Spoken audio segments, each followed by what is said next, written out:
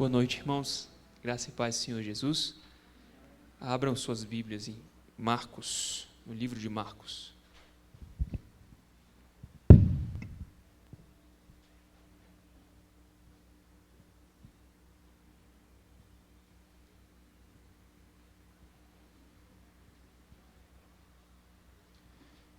Marcos capítulo 1.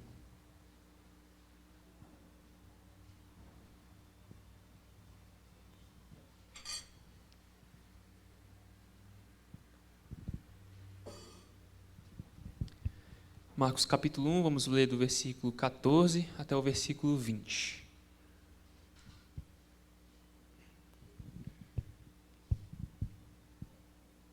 Marcos 1, versículo 14 diz assim: Depois de João ter sido preso, foi Jesus para a Galiléia, pregando o evangelho de Deus, dizendo: O tempo está cumprido e o reino de Deus está próximo. Arrependei-vos e crede no evangelho. Caminhando junto ao mar da Galiléia, viu os irmãos Simão e André, que lançavam a rede ao mar, porque eram pescadores. Disse-lhe Jesus: Vinde após mim, e eu vos farei pescadores de homens. Então eles deixaram imediatamente as redes e o seguiram. Pouco mais adiante viu Tiago, filho de Zebedeu, e João, seu irmão, que estavam no barco consertando as redes, e logo o chamou. Deixando eles no barco a seu pai Zebedeu com os empregados, seguiram após Jesus. Até aí a leitura da palavra de Deus. Irmãos, eu vou ler para vocês uma citação curiosa aqui do primeiro século. Aí eu quero que vocês prestem atenção e me digam mentalmente aí de quem que vocês acham que o autor está falando. Ok? Eu vou ler. Você presta atenção e pensa de quem ele está falando aqui. Esse dia trouxe ao mundo um novo rosto. Ele estaria perdido se com seu nascimento não brilhasse a salvação para todas as pessoas. Para o bem do mundo, este homem foi agraciado com tantos talentos que foi enviado como Salvador a nós e às gerações futuras. Toda inimizade chegou ao fim, ele tornará tudo glorioso. As esperanças dos pais se realizaram. É impossível que jamais venha alguém maior. O dia do seu nascimento presenteou o mundo com os evangelhos que se vinculam ao seu nome. Com seu nascimento, começa uma nova contagem do tempo. Parece óbvio, né? Ele está falando aqui sobre o imperador romano Augusto. Essa inscrição foi encontrada do século 9 a.C. E ele fala aqui dos evangelhos do imperador. Evangelho era um termo usado para se referir às notícias acerca da vida e da obra dos imperadores. O imperador era considerado mais que humano. Era a corporificação do divino na terra. Tudo que ele fizesse ou deixasse de fazer era considerado evangelho. Isso significa que era uma boa nova, uma boa notícia. Evangelho era especialmente usado para os imperadores. Tinham vários evangelhos correndo por aí dos imperadores romanos. Não foi à toa que os romanos mataram muito crente, mataram muito cristão. Os cristãos têm o seu próprio imperador divino humano. Nós falamos daquilo que Jesus fez, como se fosse a boa nova, porque é o evangelho de Jesus Cristo. O evangelho de Cristo polemizava com o evangelho dos imperadores. O evangelho de Cristo ainda polemiza com o evangelho de vários messias que aparecem por aí. Nós não temos outro rei a não ser Jesus. Jesus é o nosso único rei. Nós marchamos atrás de Jesus, nós seguimos Jesus. Eu já falei algumas vezes aqui que os primeiros destinatários de Marcos, nessas últimas semanas a gente tem estudado Marcos. Os primeiros destinatários de Marcos eram gentios romanos. Não é à toa que Marcos começa assim, né? Capítulo 1, versículo 1. Princípio do Evangelho de Jesus Cristo, Filho de Deus. Jesus Cristo é Deus. Esse é o nosso Rei divino humano. É a Ele que nós seguimos. E essa é a sua boa história. E aí Marcos continua no capítulo 1, mostrando que Cristo era o Rei profetizado que havia de vir. Hoje nós lemos uma profecia acerca de Cristo em Isaías 40. Inclusive, em Isaías 40, já se fala das boas novas. Proclame as boas novas nos montes. Se você prestou atenção na leitura do começo, você percebeu isso. Ali já tem evangelho, já tem a boa notícia de que o rei virá. E aí o profeta fala assim, eis aí o seu Deus. Deus estaria aqui na terra, junto conosco. Um rei majestoso estava chegando. Marcos começa falando dos profetas. Os profetas tinham testemunhado acerca desse momento. A majestade desse rei exporia toda a pecaminosidade, toda a indignidade do povo quando o rei chegasse. Esse povo precisava ser preparado, então, para a chegada do rei. E por isso vai João Batista. O ministério de João Batista foi de preparação para a chegada do grande rei. E por isso ele pregava o batismo de arrependimento. E após essa preparação, Jesus veio. E o seu ministério, o ministério de Cristo, foi inaugurado no seu batismo. No seu batismo ele se identificou conosco, ele se humilhou, ele tomou uma posição inferior à que ele merecia. E a partir dali ele iniciou oficialmente a missão de carregar os nossos pecados até chegar na cruz. Jesus, no seu batismo, porque ele se humilhou, logo depois foi exaltado. E o Pai declarou publicamente para todo mundo que estava ali, todo mundo que viu o Espírito descendo como pomba, Deus declarou sobre o Filho, ele é meu Filho amado, ele é meu prazer, ele é puro, ele é perfeito. O novo rei tinha chegado. Deus estava ali, na frente do povo. E depois de ter a sua autoridade estabelecida no batismo, Jesus foi impelido pelo Espírito para o deserto. E lá no deserto ele foi provado pelo Pai, foi tentado por Satanás. E na força do Espírito ele foi aprovado. Ele venceu Satanás em cada uma das tentações, cada uma das provas que lhe foram impostas.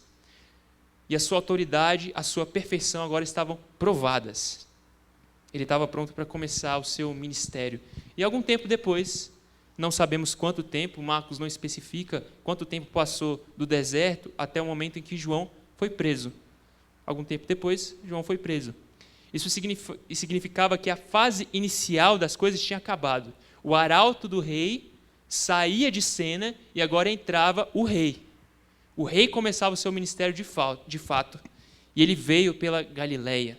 Marcos 1, versículo 14. Depois de João ter sido preso, foi Jesus para a Galileia pregando o evangelho de Deus. A Galileia era uma região um tanto afastada de Jerusalém. Era um lugar cheio de gentios e os galileus até tinham um sotaque característico que era perceptível. Depois, mais à frente, eles ouvem Pedro falando, não, você fala que nem aqueles que andavam com Jesus. Era um sotaque influenciado pelo grego do local, porque eles viviam entre gregos, viviam entre a língua grega, viviam entre gentios. O nome Galileia é até uma forma abreviada de um termo que significava região dos pagãos. Era a região dos pagãos. Muitos judeus moravam ali, mas tinha uma influência pagã muito grande naquela região. Os habitantes de Jerusalém até duvidavam que tinha ali um judaísmo genuíno. Foi lá nessa região distante que Jesus escolheu começar o ministério dele de pregação do Evangelho de Deus. O Evangelho de Deus, essa boa notícia vinda do Pai, era exatamente o que segue no versículo 15. Jesus dizia assim, o tempo está cumprido e o reino de Deus está próximo. Uma tradução mais literal desse versículo seria, o tempo está cumprido e o reino de Deus está aproximado. Mas fica melhor próximo mesmo. Mas a ideia é que se aproximou, chegou. É tão iminente que já está entrando. Essa era a boa notícia até então. É claro que depois da vida, morte e ressurreição de Jesus, o evangelho ficou mais completo, a gente sabe mais e ficou mais esclarecido. Jesus vai esclarecendo a boa notícia conforme o tempo vai passando. Depois que o tempo passou, nós temos a vida, a morte e a ressurreição de Jesus e o evangelho ficou mais completo. Nós não podemos pregar o evangelho sem falar de Jesus, ficaria completamente incompleto. Mas até então a boa nova estava sendo esclarecida. E nesse ponto, a boa nova era, a hora tão esperada chegou. O reino havia se aproximado. Jesus é como um rei desbravador, é o pioneiro da fé. Ele é como a ponta de lança do reino que está penetrando no universo o rei estava ali andando à frente. O rei estava logo à frente de cada um deles. Todo mundo estava vendo o rei de toda a terra, o rei do universo, o Deus. O que é o reino? O reino é o governo de Deus sobre o seu povo.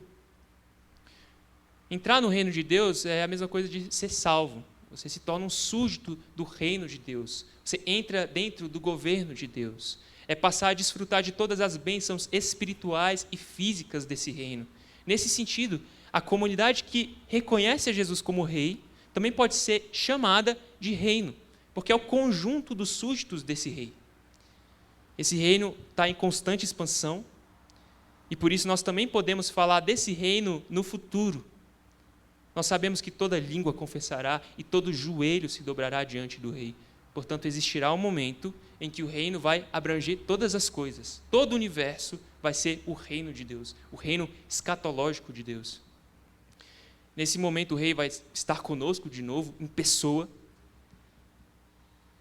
E nós podemos, por isso, falar então que o reino de Deus se aproximou, o reino de Deus está aqui, mas o reino de Deus ainda vai vir.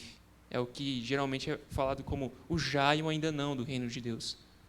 Mas o tempo chegou e o reino se aproximou. Esse era o evangelho de Deus. Esse evangelho exigia uma resposta dos seus ouvintes.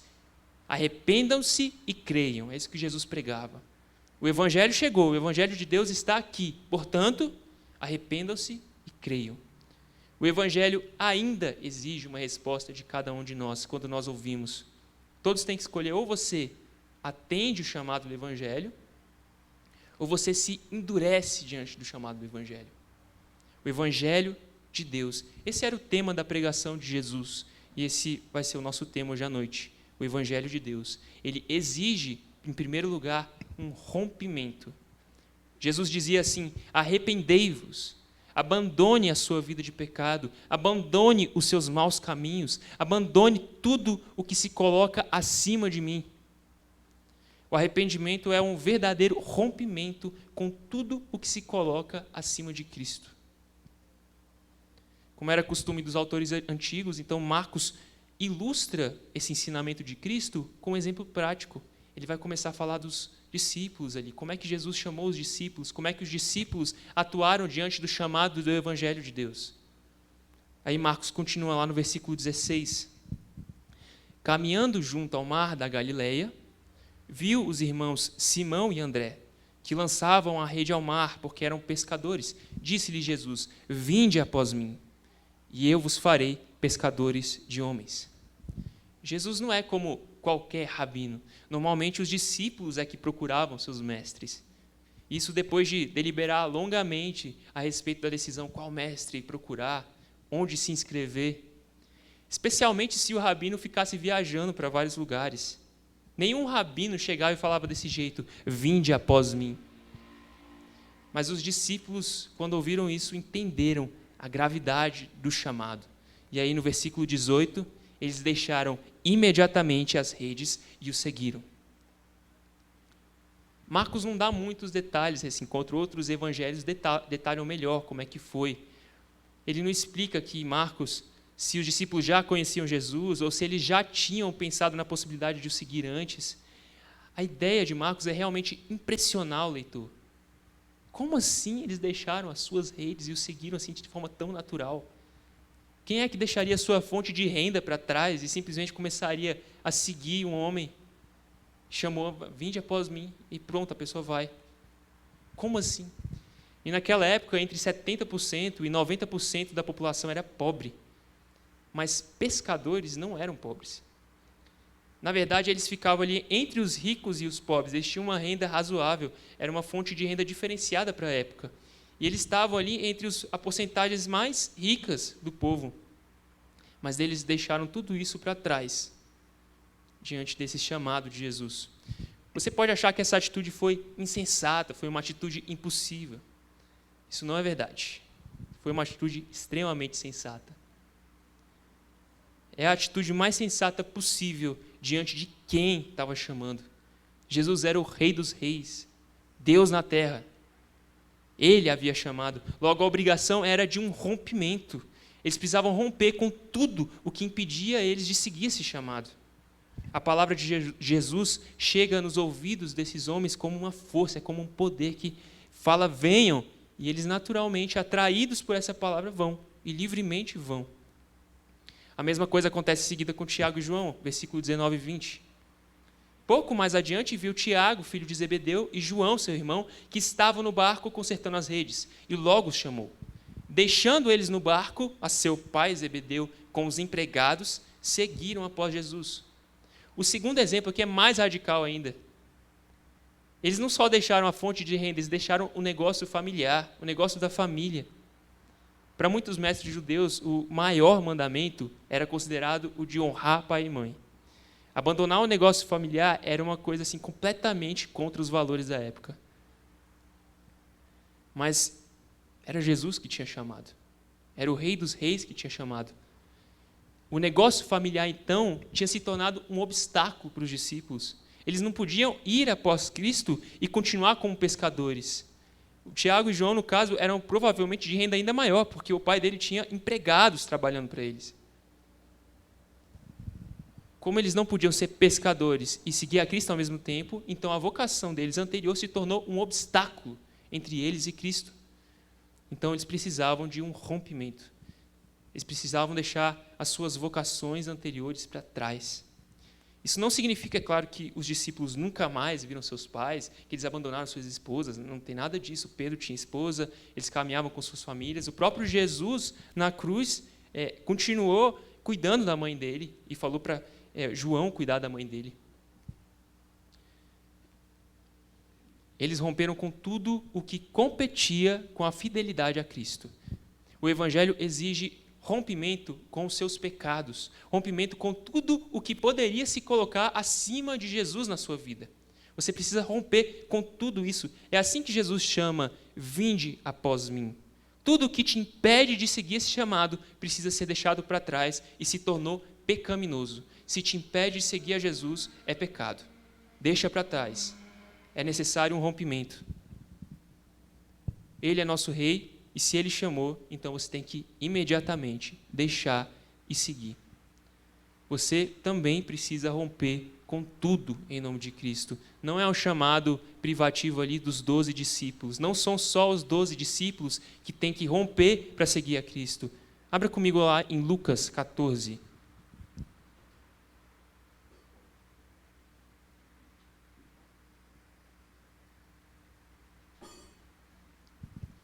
Lucas 14, vamos ler o versículo 25.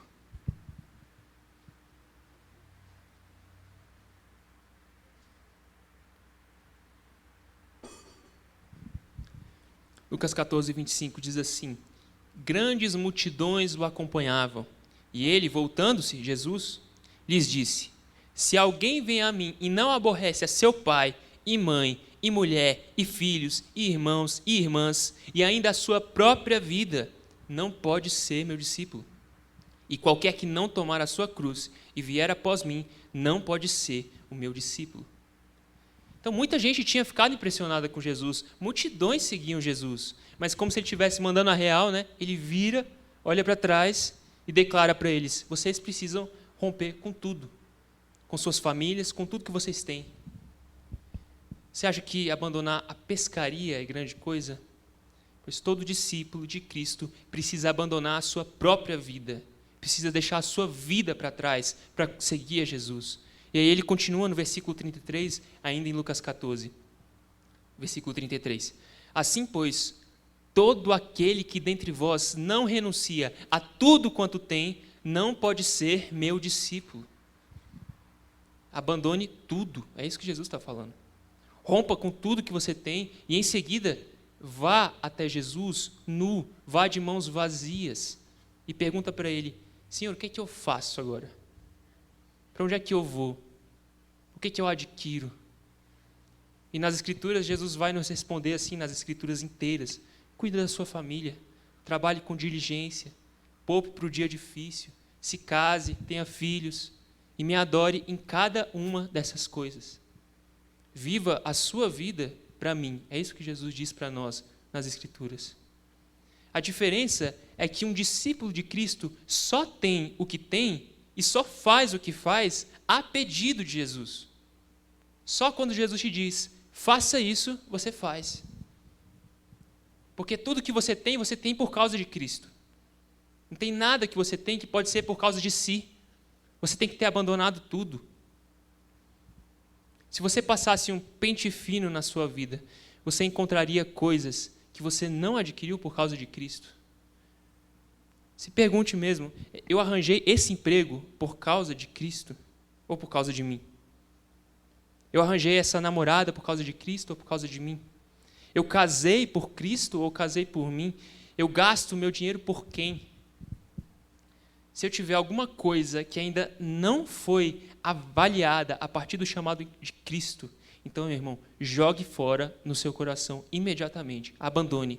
Em seguida, vá até Jesus e pergunte, o que é que eu faço? E aí Jesus pode te dizer para deixar mesmo aquele emprego. Isso pode ser verdade para a sua vida. Talvez você precise deixar para trás e talvez esse seja o preço de seguir a Jesus. Mas talvez Ele te diga, fique nesse emprego, mas trabalhe para mim. Trabalhe por mim. Aos casados por motivos errados, Ele vai dizer, continue casado, mas faça por mim. Seja casado por mim. Ele pode requerer que namoros sejam encerrados. Ele pode requerer que você aborreça sua família. Ele pode requerer que a sua vida seja perdida. Abra comigo agora em Atos 12. Atos capítulo 12.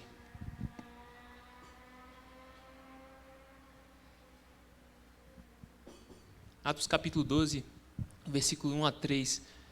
Os nossos personagens aqui são os discípulos, né? Nós lemos a respeito de Tiago, nós lemos a respeito de Pedro, de João. Atos 12, versículos 1 a 3.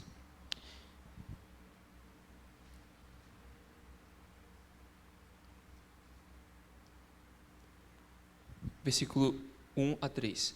Por aquele tempo, mandou o rei Herodes prender alguns da igreja para os maltratar, fazendo passar a fio de espada a Tiago, irmão de João. Vendo-se isto agradável aos judeus, prosseguiu, prendendo também a Pedro. Até aí. Tudo começou no abandono da pescaria. Esses homens amaram tanto o seu mestre que eles realmente romperam com tudo. Eles entregaram suas vidas por Cristo. Pedro abriu mão da sua liberdade por causa de Cristo. Tiago abriu mão da sua vida por causa de Cristo. E sabe o que fortaleceu tanto esses homens para conseguirem entregar tudo desse jeito? Eles viram o seu mestre ser torturado e entregar a vida dele por eles. Nosso Senhor carregou a sua cruz por nós. Ele pagou o maior preço por nós. É assim que Jesus chama, vinde após mim. Ele deu tudo a você, Ele requer tudo de você.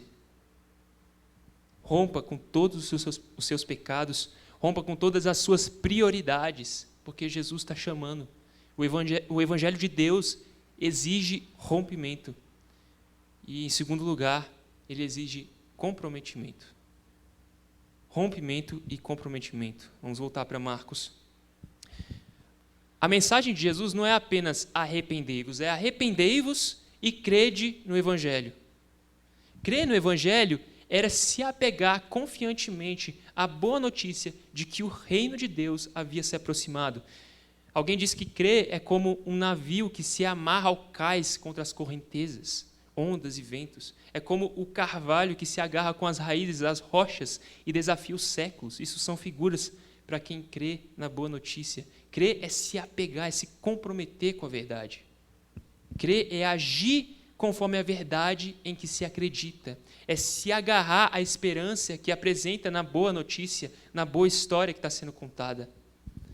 Assim, a mensagem da cruz vem sempre com duas exigências para nós. Uma negativa e outra positiva. Arrependimento e fé. Desespero por causa dos seus pecados e esperança por causa de Cristo.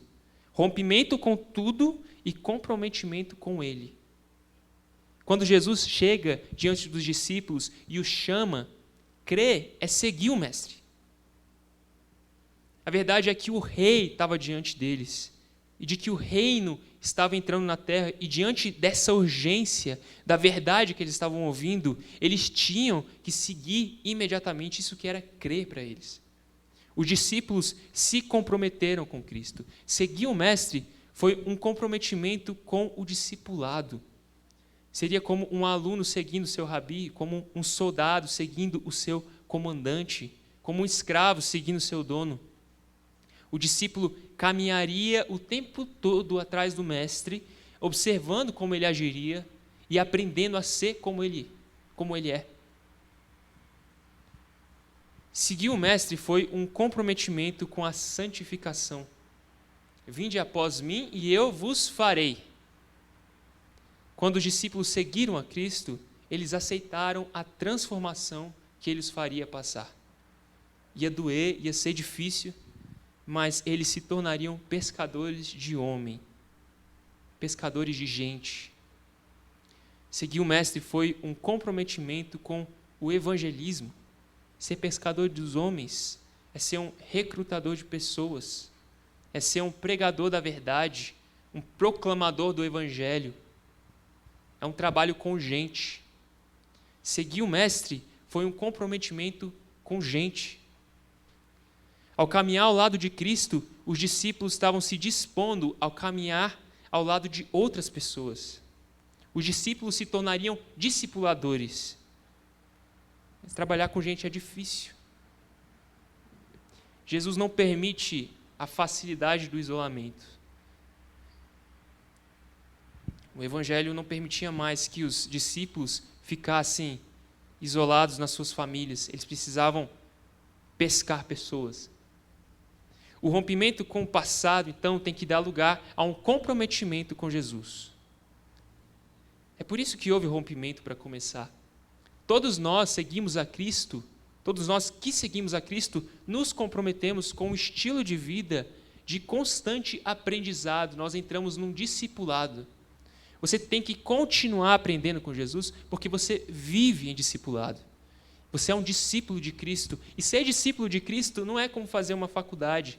Você termina a faculdade, se forma nos conhecimentos bíblicos, se livra do seu professor e vai viver sozinho. Não é assim que funciona.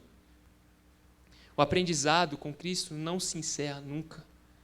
É por isso que não dá para parar de ler a Bíblia. É por isso que não dá para parar de orar, não dá para parar de aprender com os irmãos. Tem gente que acha que já aprendeu tudo que tinha que aprender e para de vir para a igreja. Eu não preciso mais de pastor, eu não preciso mais dos irmãos, eu não preciso mais da convivência. E essas pessoas acham que não precisam mais da igreja. Elas acham que podem caminhar sozinhas. E aí a pessoa vira uma desigrejada, uma pessoa que consome cultos no YouTube e não se envolve em relacionamentos. Desigrejados são muitas vezes pessoas feridas pela igreja, é verdade, mas também são pessoas arrogantes.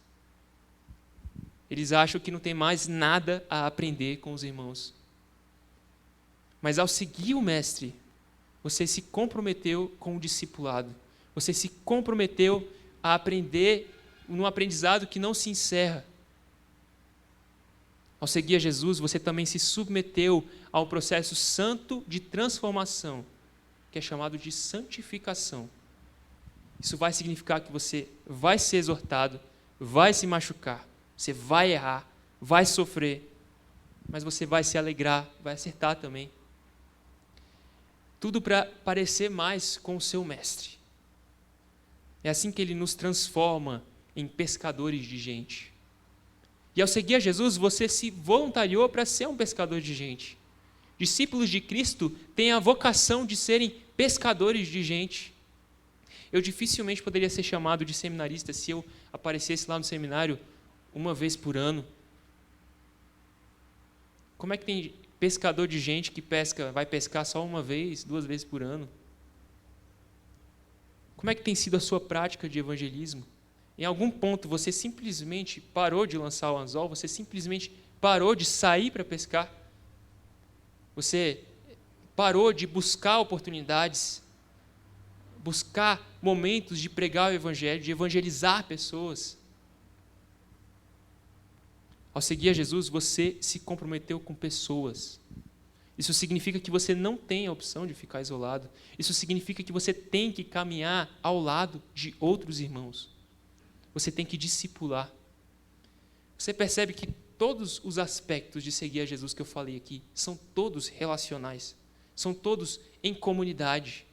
Todos acontecem na comunidade. Desde o começo, Jesus chama os discípulos em pares. Depois ele envia os discípulos em pares. E depois ele escolhe 12 e caminha com um grupo de 12. E todos se ajudando o tempo todo. Não tem escapatória para os crentes. Ao seguir Jesus, você se comprometeu à unidade do corpo. Eu queria te convidar hoje a pagar esse preço. Pague o preço de relacionamentos. Eu me refiro à prática de não só ouvir sobre se relacionar, como nós temos ouvido há muito tempo aqui na igreja, mas efetivamente começar a se relacionar, começar a discipular, começar a ser discipulado. E eu faço 2 desafios para quem está aqui hoje. Escolha um crente mais sábio que você. Peça a ele que vocês caminhem juntos. Mas se encontrar ele semanalmente, vai tomar um café na casa de um do outro, pode ser, e compartilhem sua vida um com o outro toda semana. Receba conselhos. Viva a vida do discipulado de Cristo. Segundo desafio, se disponha essa semana para caminhar em discipulado com alguém. Para só de ouvir sobre isso, comece a viver isso. Se ofereça para alguém. Então, o primeiro é você pedir para alguém te ensinar. E o segundo é, escolhe alguém e se oferece. Você quer minha ajuda? Eu posso te ajudar a entender mais sobre as Escrituras. Eu posso te ajudar a entender mais sobre o que você faz, sobre o seu trabalho. Os mais velhos podem falar com os mais novos. Os jovens podem falar com os adolescentes, os adultos podem falar com os jovens. A gente precisa quebrar essas barreiras que existem na igreja de idade, como se a gente não pudesse se relacionar com as outras idades. Discipulado, aprendizado, santificação, evangelismo, relacionamento. Tudo isso está dentro da vida em comunidade. Nós nos comprometemos à unidade do corpo quando nós começamos a seguir Jesus. Portanto, passemos a praticar essa unidade do corpo.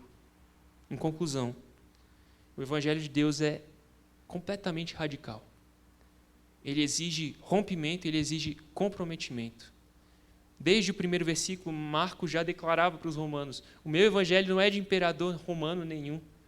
O evangelho que eu creio é do Rei do universo. Os cristãos são perseguidos até hoje por causa disso. Nós dizemos aos ditadores: você não é Deus. Os ditadores se irritam com a gente.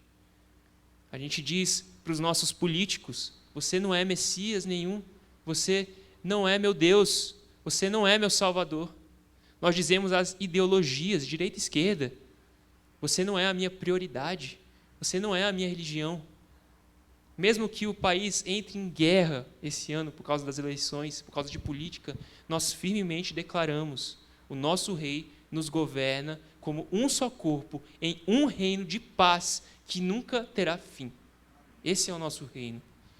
Rompa com tudo e vá até Cristo de mãos vazias. Se comprometa com Cristo, siga Ele, deixe que Ele te transforme e deixe que Ele te una aos seus irmãos no reino de Deus. Abram comigo, por último, para a gente encerrar, no Salmo 145.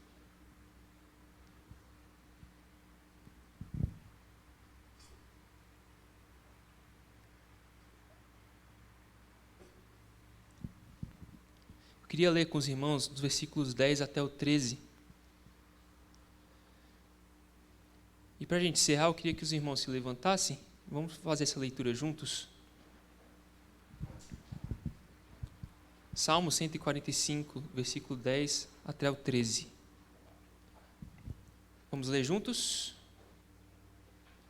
Todas as tuas obras te renderão graças, Senhor, e os teus santos te bendirão. Falarão da glória do teu reino e confessarão o teu poder, para que aos filhos dos homens se façam notórios os teus poderosos feitos e a glória da majestade do teu reino. O teu reino é o de todos os séculos, e o teu domínio subsiste por todas as gerações.